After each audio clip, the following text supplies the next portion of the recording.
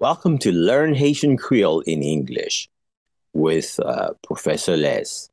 Key conversations. Causer Mandéchez. Conversation 2. Des moun qui reme football. Two people that love football. Est-ce que vous jouez football déjà? Oui, plusieurs fois. Ça ou pi reme là-dedans? Moi, jwenn un pile plaisir là-dedans. Ça fait amusant comme ça? Parce que me remel en pile. Moi-même tout. C'est vrai, nous devons essayer de jouer ensemble une fois.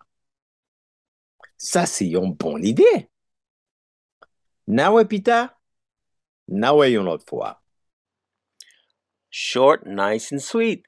Listen to it as often as you can until you're comfortable that you can repeat it, and then go on to the next one. We hope you've liked it. Thank you.